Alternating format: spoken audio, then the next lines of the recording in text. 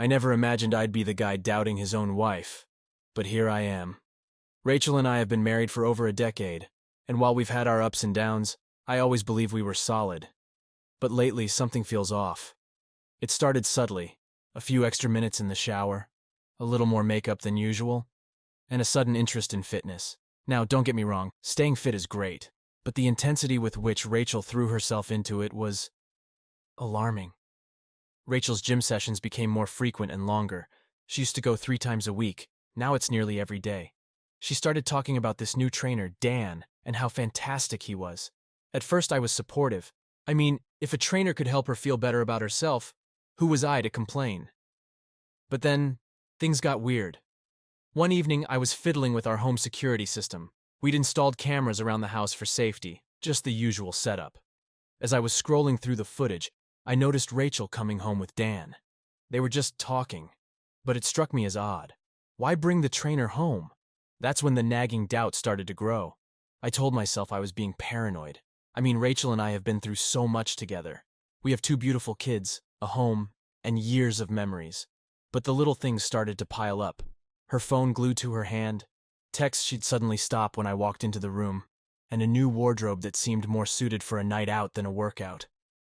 One night, she came home late from the gym, saying she'd stayed back for a private session with Dan. She was flushed, and her hair was tousled in a way that seemed more than just post-workout. When I asked her about it, she brushed me off, saying I was being ridiculous. Maybe I was, but the seed of doubt had already been planted. I started to pay more attention. Every time she mentioned Dan, every time she came home late, my suspicion grew. I didn't want to be that guy, the insecure husband snooping around, but I couldn't help it. I had to know if my gut feeling was right or if I was just imagining things. One day, while Rachel was at the gym, I decided to check the home security footage again. I felt a knot in my stomach as I clicked through the recordings. There they were, Rachel and Dan, standing in our living room, talking and laughing. It seemed innocent enough until I saw Dan lean in and kiss her. It wasn't a peck on the cheek. It was a full-blown kiss, the kind that left no room for doubt about their relationship. My heart sank. I felt a wave of nausea wash over me. There it was, the confirmation of my worst fears. I couldn't believe what I was seeing. The woman I loved, the mother of my children, was cheating on me with her fitness trainer. The betrayal cut deep, and I knew I had to confront her. But how? How do you face the person you've shared your life with and ask if they're betraying you? I decided to keep quiet for the moment, to gather more evidence before making any accusations. I needed to be sure, for my sake, and for the sake of our kids. It was a painful waiting game, watching and pretending everything was normal while my world was falling apart. This was just the beginning of a journey I never wanted to take, but one I couldn't avoid. The suspicion had taken root, and there was no going back. My life was about to change forever, and I had to be ready for whatever came next. The days that followed were a blur of doubt and paranoia. Every smile Rachel gave, every moment she spent on her phone, became a potential sign of her infidelity. I knew I needed more proof before I confronted her. My heart told me to trust her, but my mind couldn't let it go. I started paying closer attention to her routine. She'd leave for the gym around 5 p.m. and wouldn't be back until almost 8. That gave her plenty of time to do more than just work out. I decided to dig deeper, starting with our home security footage. I began meticulously reviewing the recordings from the days she'd come home late. One evening, I saw them again. This time, Rachel and Dan were in the kitchen. He was helping her prepare a smoothie. But the way they moved around each other, the casual touches, the looks exchanged, it was clear something more was going on. Then, as if to remove all doubt, Dan kissed her again, and she responded passionately. My chest tightened, and my breath caught in my throat. This wasn't a misunderstanding or a one-time mistake. This was an affair. I couldn't deny it any longer. I felt a mix of rage, heartbreak, and a sickening feeling of betrayal. But it wasn't enough to just see it on camera. I needed to confront her, to hear it from her own lips. So, I decided to follow her. The next day, I left work early and parked my car a few blocks away from the gym. I waited, my heart pounding with anxiety and dread. Around 7 p.m., I saw Rachel and Dan leave the gym together. They were laughing, and Dan had his arm around her shoulders. I followed them at a safe distance, trying to remain inconspicuous. They didn't go far, just to a nearby cafe. Watching them through the window, it was clear they were more than just trainer and client. After about an hour, they left the cafe and walked toward Dan's car. They paused, kissed deeply, and then Rachel got into her own car and drove home. I felt a surge of anger. I had seen enough. It was time to confront her. I drove home, my mind racing with thoughts of what I would say. When I walked in, Rachel was in the kitchen making dinner. She greeted me with a smile, but I couldn't return it. I felt like I was living in a nightmare. "Rachel, we need to talk," I said, my voice trembling with emotion. She looked up, concern flickering in her eyes. "What's wrong?" I took a deep breath, trying to steady myself. "I know about you and Dan." Her face paled, and she dropped the knife she was holding. "What do you mean? I've seen the security footage. I've seen you with him. I followed you today. I saw you at the cafe." For a moment, there was silence. Rachel's eyes filled with tears, and she sank into a chair. "I'm so sorry," she whispered. "I didn't mean for it to happen." Her confession was like a punch to the gut. I had hoped somehow that there would be a reasonable explanation, that this was all a misunderstanding. But it wasn't. She had been unfaithful, and now there was no denying it. "How long?" I asked, my voice barely above a whisper. "A few months," she admitted, tears streaming down her face. It started innocently. He was just my trainer, but then it just happened. I felt a wave of nausea. The betrayal was bad enough, but to hear how casually she spoke about it, like it was something that just happened, made it worse. "Why, Rachel? Why would you do this to us, to our family?" She shook her head, sobbing. "I don't know. I was lonely and he was there. I never wanted to hurt you." I stood there, my world crumbling around me. The woman I loved had been lying to me, betraying me for months. The pain was unbearable, but I knew I had to stay strong, for myself and for our kids. "Rachel, I need you to leave," I said, my voice cold and distant. "I can't look at you right now." She nodded, still crying, and gathered her things. As she walked out the door, I felt a mix of relief and despair. This was only the beginning of the end, but at least now I knew the truth. And knowing, as painful as it was, gave me a strange sense of clarity. After Rachel left, I sat in the kitchen, staring blankly at the dinner she had been preparing. The reality of the situation sank in deeper with each passing minute. I had to decide what to do next. My mind raced with anger and a desire for revenge. How could she betray me like this?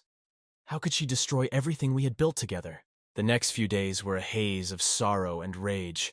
I tried to maintain a sense of normalcy for the sake of our kids, but inside, I was boiling over. Rachel stayed at a friend's house, and we communicated only about the essentials, mostly concerning the children. I knew I needed to take action. Sitting around feeling sorry for myself wasn't going to solve anything. First, I contacted a lawyer to discuss my options. As much as I hated the thought of divorce, I couldn't see any other way forward. The lawyer, a sharp woman named Lisa, advised me to gather as much evidence as possible before making any moves. With a heavy heart, I went through our security footage, saving clips that clearly showed Rachel and Dan together. I also scrolled through her phone records, which confirmed numerous calls and texts to Dan. The evidence was overwhelming. Once I had everything I needed, I decided it was time to confront Dan. He needed to know that I was aware of what had been going on. One afternoon, I went to the gym where he worked and waited outside. When he finally emerged, I approached him, my heart pounding in my chest. "Dan," I said, my voice steady but filled with barely contained anger. He looked up, surprised. "Yeah. I'm Mike, Rachel's husband. We need to talk." His expression changed from confusion to realization, and then to guilt. "Look, Mike, I didn't let him finish. "I know what's been going on between you and my wife. I've seen the footage. I've followed you. I know everything." He opened his mouth to speak, but then closed it, realizing there was nothing he could say to justify his actions. "You've been sleeping with my wife, in my house, around my kids. Do you have any idea what you've done? He looked down, unable to meet my gaze. I'm sorry. I didn't mean for it to get this far. I took a step closer, my fists clenched. Sorry doesn't cut it. You've destroyed my marriage, my family. You think you can just walk away from this? He backed up, clearly afraid. What do you want me to do? Stay away from my wife. Stay away from my family. If I see you near them again, there will be consequences. He nodded, fear evident in his eyes. I will. I promise. I turned and walked away, feeling a mix of satisfaction and emptiness. Confronting him had given me a momentary sense of control, but it didn't change the fact that my life had been shattered. When I got home, Rachel was waiting for me. She looked tired and anxious, as if she hadn't slept in days. We need to talk, she said softly. I nodded, and we sat down in the living room. The kids were at a friend's house, giving us the privacy we needed. Mike, I'm so sorry, she began, her voice trembling. I know I've hurt you in ways I can't even begin to understand, but I want to try and fix this. I want to go to counseling, to do whatever it takes to make things right. I looked at her, my anger flaring up again. You think counseling is going to fix this? You think sitting in a room talking about our feelings is going to undo the months of lies and betrayal? Tears streamed down her face. I don't know. I just know I can't lose you. I love you, Mike. I made a terrible mistake, but I want to make it right. I shook my head, the pain and betrayal still fresh in my mind. I don't know if that's possible, Rachel. You've broken my trust. You've broken us. She reached out to touch my hand, but I pulled away. Please, Mike, just give me a chance. For the kids, if nothing else. Her mention of the kids hit me hard. They deserved a family, a stable home. But could I ever forgive her? Could I ever trust her again? Fine, I said finally, my voice cold. We'll go to counseling. But this isn't a promise of anything. This is just an attempt. For the kids. She nodded, relief flooding her face. Thank you, Mike. I'll do whatever it takes. As she left, I felt a weight lift slightly. We were far from fixed, but at least there was a path forward. It was a long shot, but it was something. In the meantime, I wasn't going to sit idly by. I needed to protect myself and my kids. I moved forward with the divorce proceedings, setting things in motion just in case counseling didn't work. I wasn't going to be caught unprepared again. And so began the delicate dance of trying to repair a broken marriage while preparing for its potential end. It was a painful, confusing time, filled with anger, sadness, and a faint glimmer of hope. Only time would tell if we could truly rebuild, or if this was the beginning of a new chapter, apart. Months passed in a blur of counseling sessions, legal consultations, and strained conversations. Rachel and I attended therapy regularly, but the process was slow and painful. Trust, once broken, isn't easily mended. Every session felt like peeling back a layer of our relationship, exposing wounds that hadn't healed.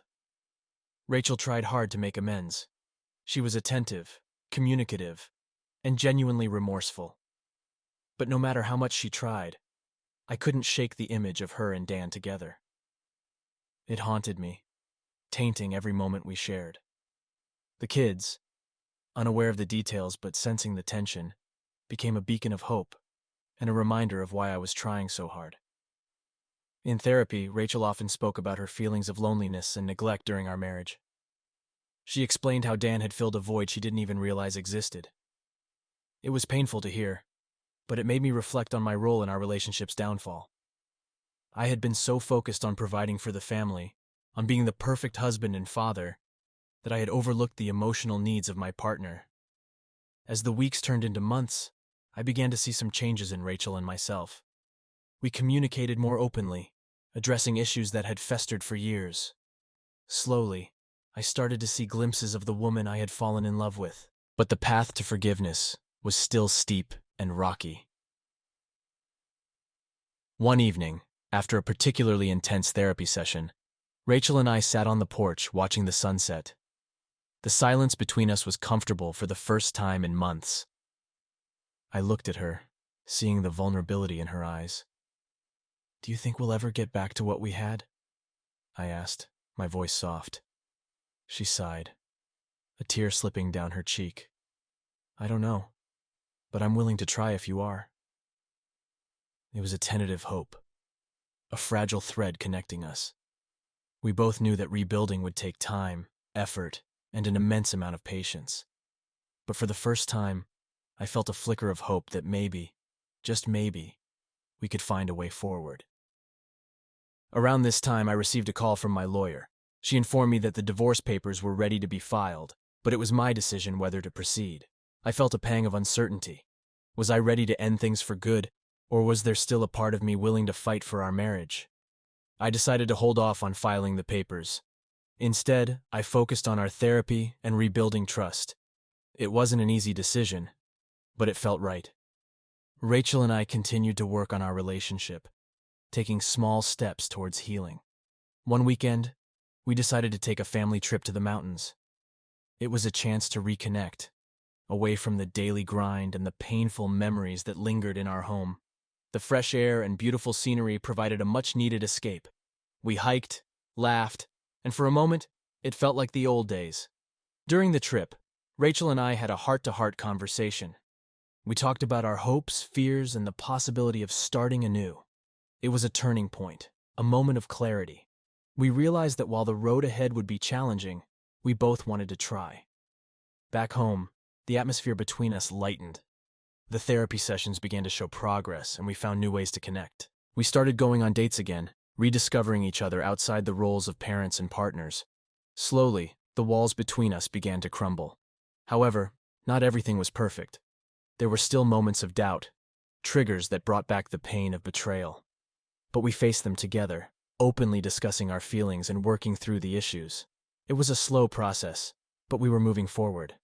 One evening after the kids were in bed, Rachel and I sat in the living room sipping wine. She looked at me, her eyes filled with determination. I know I've hurt you deeply, and I can't change the past, but I promise to spend the rest of my life making it up to you. I love you, Mike. I always have. I reached out, taking her hand in mine. I love you too, Rachel, and I believe we can get through this. Together. As we held each other, I felt a sense of peace. It wasn't the end of our journey, but a new beginning. We had faced the darkest parts of our relationship and emerged stronger, more resilient. The future was uncertain, but it was a future we were willing to face together. In the months that followed, we continued to rebuild. We attended therapy, spent quality time with the kids, and worked on our communication. There were setbacks and challenges, but we faced them head on. Our relationship was evolving, and while it wasn't the same as before, it was becoming something new, something stronger. Rachel and I decided to renew our vows in a small, intimate ceremony. It was a symbolic gesture, a way to mark the end of one chapter and the beginning of another. Surrounded by close friends and family, we promised to cherish and support each other, to learn from our past and build a better future. As we exchanged vows, I felt a sense of closure. The pain of betrayal would always be a part of our story, but it didn't define us. What defined us was our willingness to fight for our love, to face the darkness and find the light. The journey wasn't over, but we were ready to face it together. Rachel and I had found our way back to each other, and that was the greatest victory of all.